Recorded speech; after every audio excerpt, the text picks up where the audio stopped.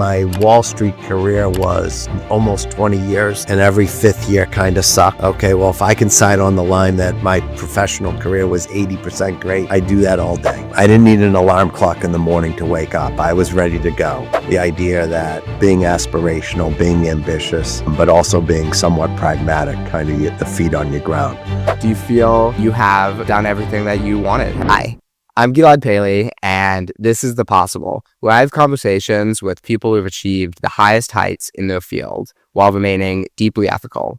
I could imagine no better person to have today than Robert Wolfe, the president of UBS and the former CEO and chairman of UBS Americas. Robert Wolfe is also a close friend of President Obama's and one of his chief advisors.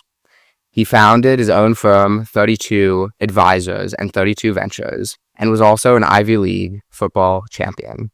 Robert did all of this while remaining dedicated to his family and deeply involved in his community. A lot of people today still call Robert Coach. Robert, it's such a pleasure to have you. Thank you. Thank you. Thank you, Gilad. I kind of peaked with your opening. I don't know how we get better than that. Oh, there's a lot to come.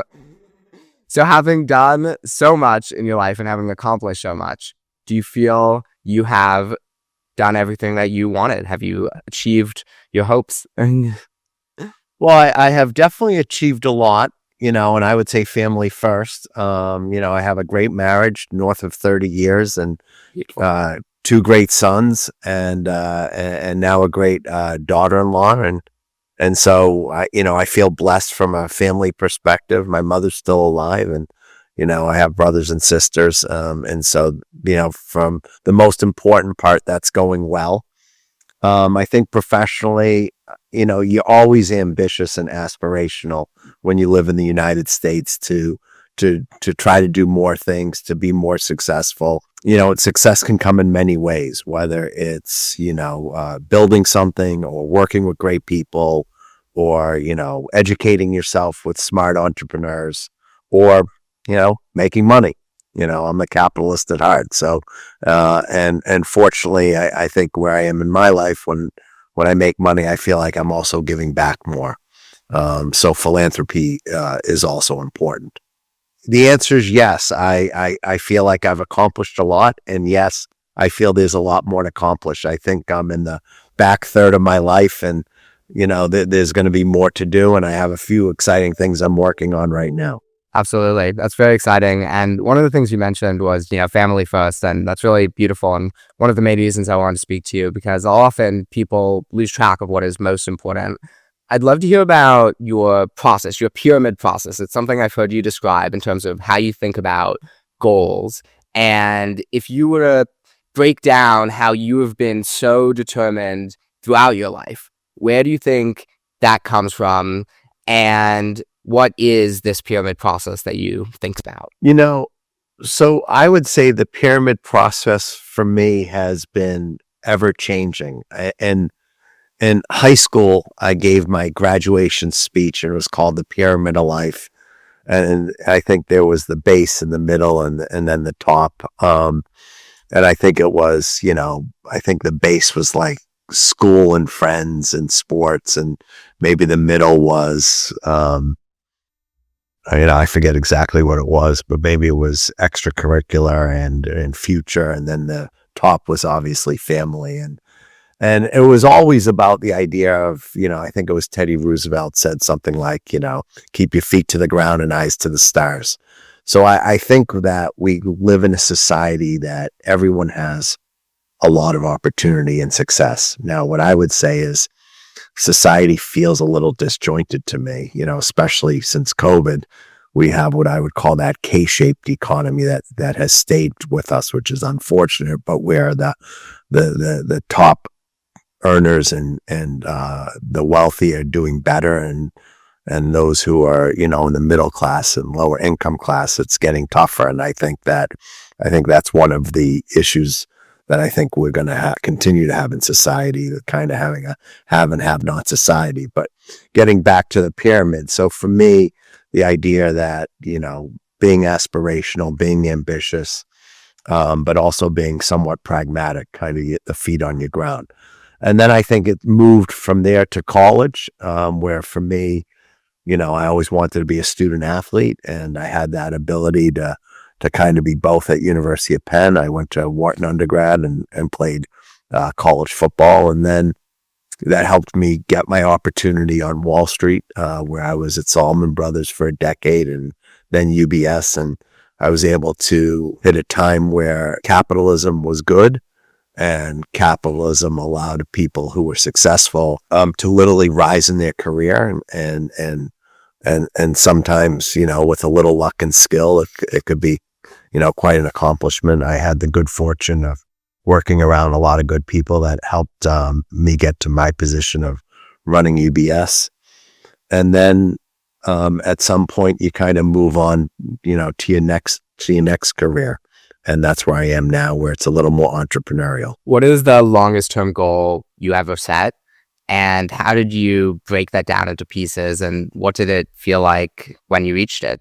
I think probably one of the longest goals I ever set was coming out of college. I wanted to be a doctor, but then I was introduced through my Wharton degree to Wall Street, and I ended up being at Salomon Brothers for around a decade.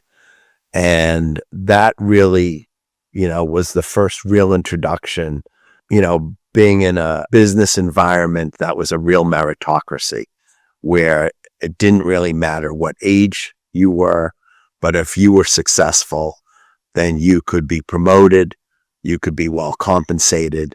And, the way I viewed it is being in that environment. I didn't need an alarm clock in the morning to wake up. I was ready to go. I was passionate about being around smart people who also, like me, wanted to be successful. And, and Salomon Brothers gave me that opportunity. And that was like a 10-year, horizon I had of where I wanted to be at the 10-year period. And so that's probably the longest I ever had kind of, a real ambition that was over a long period of time. If you were to think about your roots and your family, clearly your parents gave you a lot and in shaping you and defining you. But if you were to kind of assign one trait that you have to your mother and to your father, what do you think was a main trait that they tried to pass on to you? And how did they model that so that it was so inculcated in your life? My mother and dad were not materialistic people, so we never had conversations that I can recall, oh, I wish I had this, or I wish I had that, or look what they have. So there was never like that jealousy aspect that I feel a lot of people feel today, like they have to keep up with the Joneses. I just never felt that way. To me, I could argue we had a very simple life. We went to school, we played a lot of sports. My dad coached, we went to the beach, and we were very happy. And I don't think we knew what we were missing. All the materialistic things never came into play. And so I actually think that, you can be very happy having a simple life, but at that same time, it can be around being smart, working hard, having a good family. It doesn't have to be about materialistic things. It can be about being true to yourself.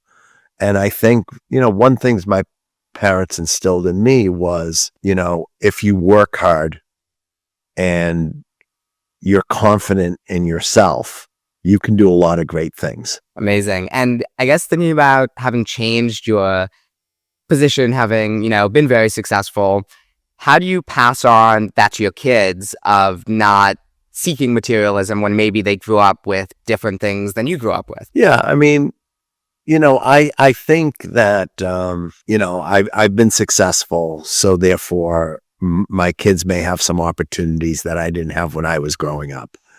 And I think, my wife and I try to make sure that we keep our humility and that our kids keep their humility. And they have. I mean, we're very lucky. Our kids both work hard. They went to good schools, but they also give back. And so my oldest son, he worked for Teach for America. My youngest son is in the Big Brother program. And so, I think that success has to be not only in the classroom and in your profession, but in the extracurricular stuff you do. And I think giving back makes someone feel very good if they're doing it for the right reasons. So I think, I would say that we're probably a family where, with them as well, materialistic things are not front and center. That's amazing. And it sounds like, one of the things you mentioned where that journey of doing well by doing good started at UBS when you ran the diversity committee. And you've spoken about how that changed your sense of what it meant to be a leader.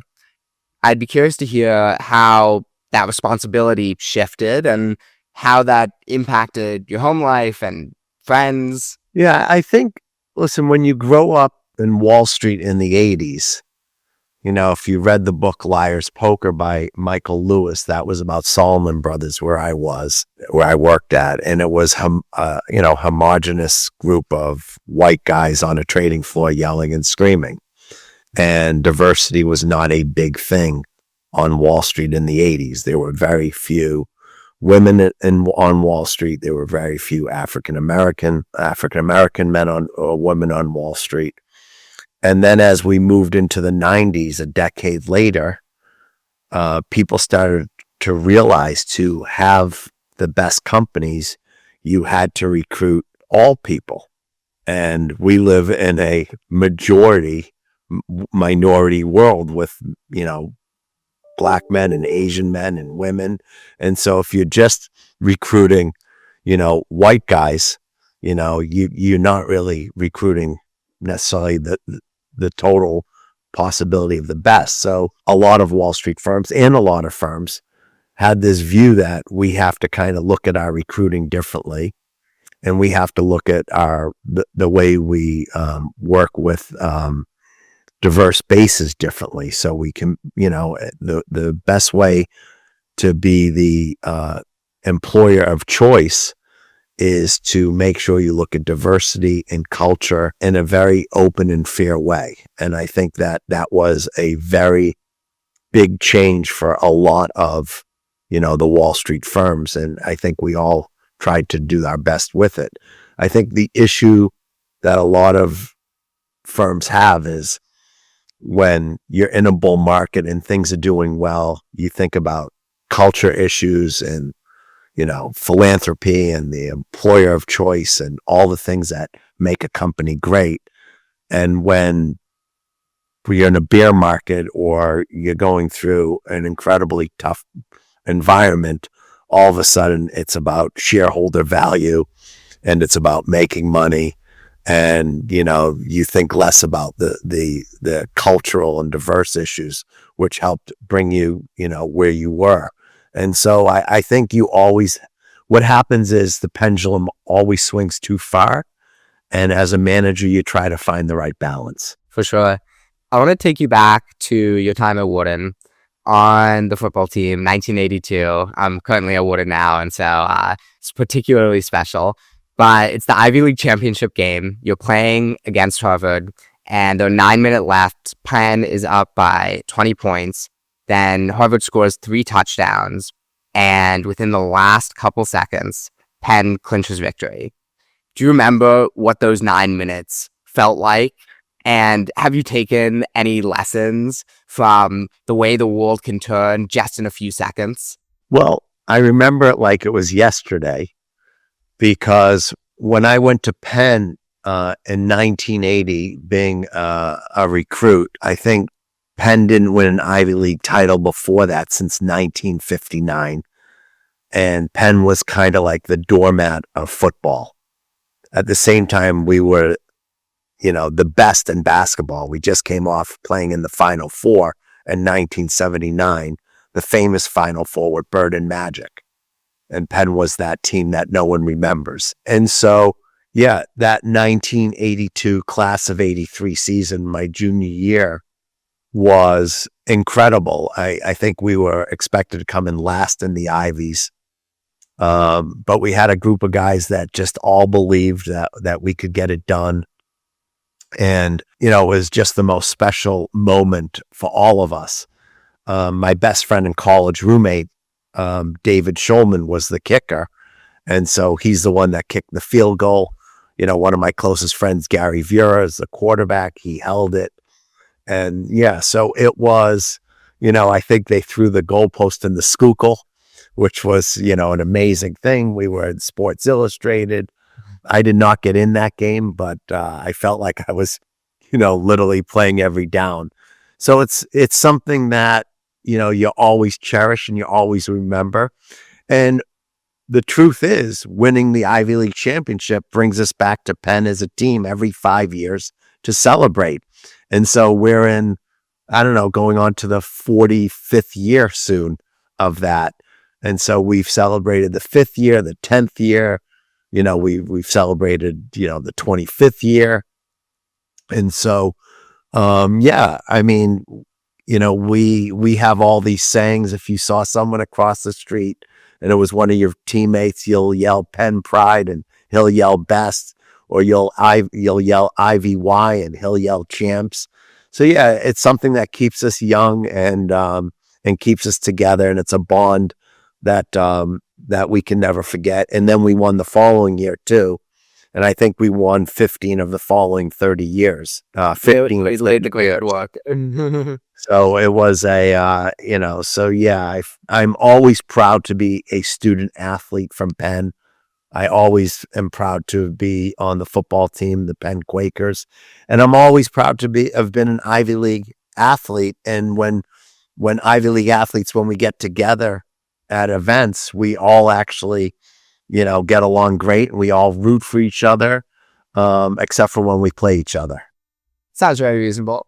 Maybe sometimes I don't. Maybe sometimes I don't root for Princeton. In terms of moments of greatest pride, how long do you think it took from after that victory till you felt that feeling again, in terms of one of your really proud moments? I mean, I always say probably, the best moments of my life. My wedding day was a friggin' blast. We had so much fun celebrating with friends and family. And then, having my 2 sons, the days my wife delivered were just amazing. And then after that, I mean, most of my best days were around my family, whether it's coaching or watching them, or seeing them, graduate, college. And, obviously we recently had my son and Victoria's wedding. That was a blast. So most of my best celebrations now are around family stuff. That's beautiful. So I have to ask, how do you run a company and yet have such a successful family and relationship and family life, besides valuing it in the abstract? What are tangible things or steps that you took to say, okay, I'm going to make sure that I have the time with my family to continue having a beautiful relationship? Well, a few things. One, throughout my career, there was no social media, so I wasn't on a phone all day looking at stuff. So that's one. Number two, I get up every morning at 5:15, and I don't mind having a long, productive day. And then over years, I figured out work-life balance. I would say my first 10 years on Wall Street, I wasn't married. And so it was predominantly about work and fun. Then once I got married, it was about, work and family. And so you just figure out to find the balance. You are always prioritizing your day, your time. I'm a very type A guy, so I have everything down to a science, how my day is going to run. And that allowed me to always continually prioritize the meetings I should be at, the meetings I could postpone, the things I needed to go to with my family. So, I think being structured for me was always a positive thing. Are there any big meetings you remember postponing that there was a choice of like, okay, do I have to be here, and like, should I push this off? Or it was more in the smaller, day to day than like that? Well, there's one event I always get a little hell from my family, because I had a meeting with President Obama the same day that my younger son was graduating. I think it was middle school, and he was giving the middle school speech. And so, yeah, I always get hell on that one, that I picked my meeting with the president over his middle school graduation. But I would say other than that, I've been pretty good at getting to, my kids' stuff as well as doing the things I had to do for myself professionally. I hope they recorded the speech. um, I don't know. I did see parts of it. in terms of Obama, President Obama. He's clearly had a huge impact on your life and has played a big role in your life. I'd be curious how you think you've learned from him and in what ways he might have impacted you. One of the reasons the president and I have become so close is our value system are very similar. One of the first days we were chatting about his mother who passed away from cancer. My dad at the time had cancer. So that was something we chatted about. We were chatting. Our kids were both around the same age at that time. So we talk a lot about kids and parenting. We both have amazing wives, obviously. My wife, Carol, and his wife, Michelle. So we talk a lot about family and we talk a lot about sports, and believe it, the one thing we don't talk a lot about is politics. We try to enjoy our time together. But one of the things I think is something I have not done well that he is amazing at is he's an incredible listener. And he's able to be in a room, make everyone feel really good that he's listening and hearing what they have to say, and then literally asking questions. And you're talking about the most powerful person in the world. And most of the most powerful people in the world, they want to hear themselves speak. And I think with the president, he has this amazing awareness of, I think getting the best ideas out of people. And then the other thing I think he's done incredibly well is bringing people together. And, there's a reason when you think about the Obama coalition, it's a huge tent, and no one has had that type of tent before. And no one has had that type of tent since. And so, I think he just has that special, kind of thing that just doesn't come around that often. But when I'm with him, like I said, we talk a lot about family and sports. Sounds like a good combination. When you think about his listening, do you feel like that's something that he worked on to be a better listener, or you think it's just a natural trait that he was always a great listener? I think he likes to listen and probe. I think he's always trying to pull out, everyone's smart ideas, and then it makes him think about it and reflect on it. I always tell people that as an advisor for the president, my role was to give, both he and his staff my best ideas. But I could never worry whether they used them or not because I didn't know his jigsaw puzzle. And so I didn't know if it fit in or didn't fit in. And so, one of the things I always felt like executives, some didn't like him as much as they should, is because executives want to be heard, listen, and then do as they say. Because of course you're listening to me and my idea makes all the sense in the world. Why aren't you doing it? I think people forget that, he's juggling things 24/7, looking for the 25th hour and 8th day of the week. That just doesn't exist. And sometimes your idea just doesn't fit. And I think that for me, I just learned that my role was, to not make it about Robert, but to make it about what my role was, which is giving economic advice.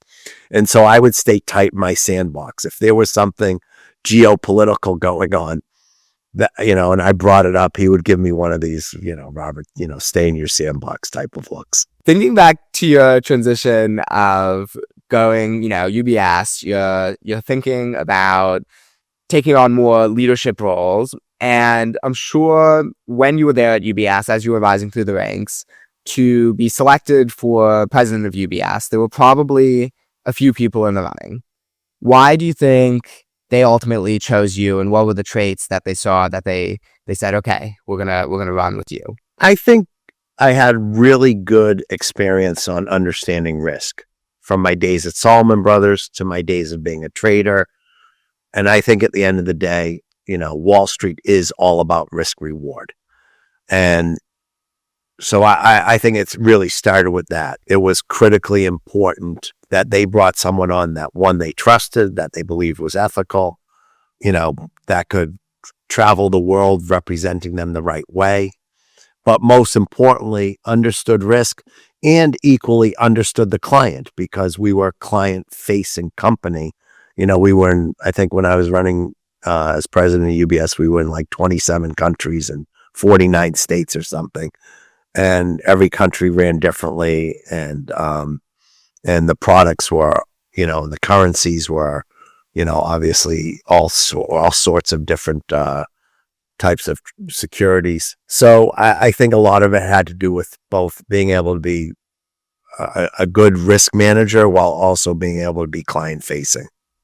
And I was fortunate to do both of those pretty well. Often when young people look up to people like you, they only see the successes. And so if they have a challenge in their life, they might question whether or not it's possible to achieve the professional success in spite of setbacks. Were there any failures that you experienced along the way, or moments of doubt where you asked, can I really get to this next place? I mean, yes, there's always bumps in the road. There's always failures. There's always setbacks. It's just part of life. There is never a straight line to success. Okay. And so for me, it's, am I being treated fairly? Am I working hard? Do I like what I'm doing? Do I see the possibility to be promoted? Do I see the possibility to be compensated fairly? Am I getting up for the bell every day and putting my big boy pants on and going to work and feeling excited? There's always different thoughts in your mind about, taking that next step forward. For me, it was always about take prudent risk, waffle that line of arrogance and confidence, try to keep your humility to the best you can. But, if you're good, be good at what you do. And it's okay to, have people know you're pretty good at what you do, because people want to have confidence in who they're dealing with. And if you have a setback, if it's because, someone was better than you at the time, or they were looking for something else, that happens. If you have a setback because you're being treated fairly, well, then that's a different fork in the road, and you have to kind of think about that as well. I've been pretty fortunate that my career on Wall Street, like I said, it's pretty much a meritocracy. And yeah, there are times I didn't get promoted, or feel I was shortchanged, or feel like I wasn't getting the tools and resources to be as successful.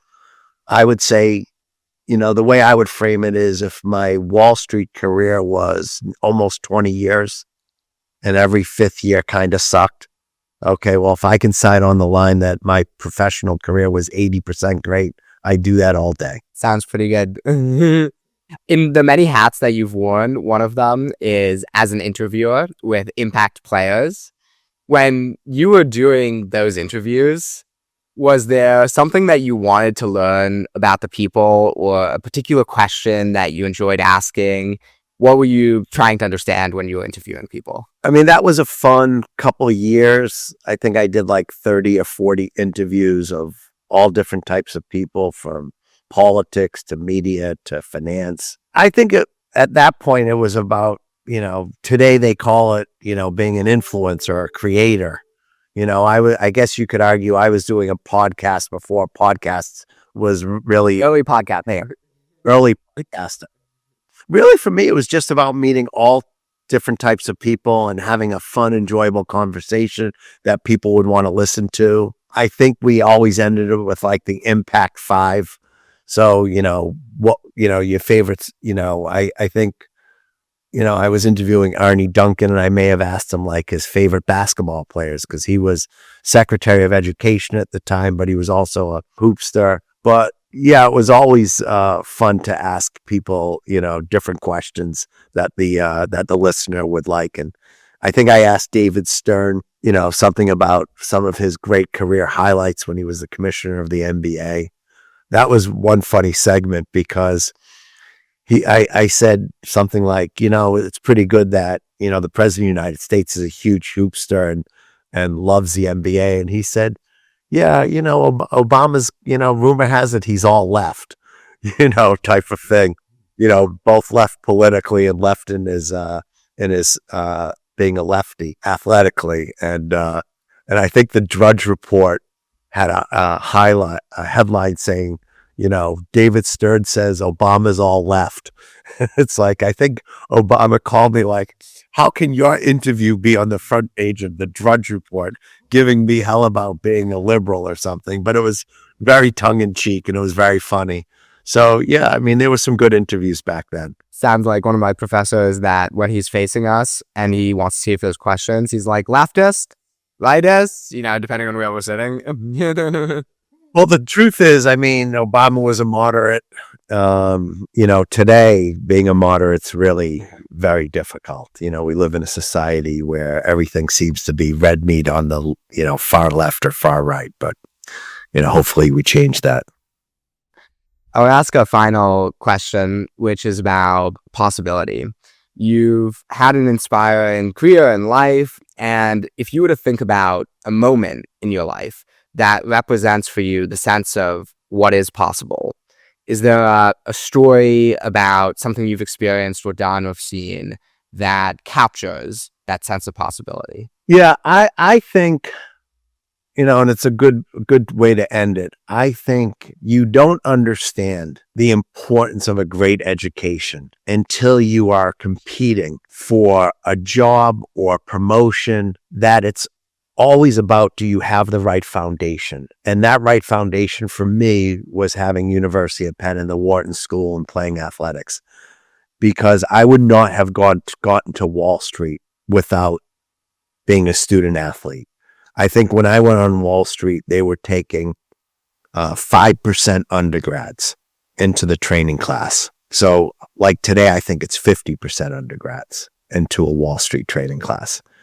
And you can only imagine how competitive to be one of those 5% were. And I think they asked me a question. It's partly tongue in cheek, but I said, like, what are you looking for? And they said, I'm looking for a rocket scientist jock. And I said, well, I have a Wharton degree and I played Division I football, so I know I'm one of the two. And my point is, Which one? I'm not the rocket scientist. But my point is that people don't realize the importance of education and being well-read. And I gave a speech at Suffolk graduation, and the theme of it was being smart is now cool. And I think that we should realize that being smart, being well-read, being well-educated, it can put you on the right path to success. Thank you. It's been a real pleasure. Well, thank you for this interview.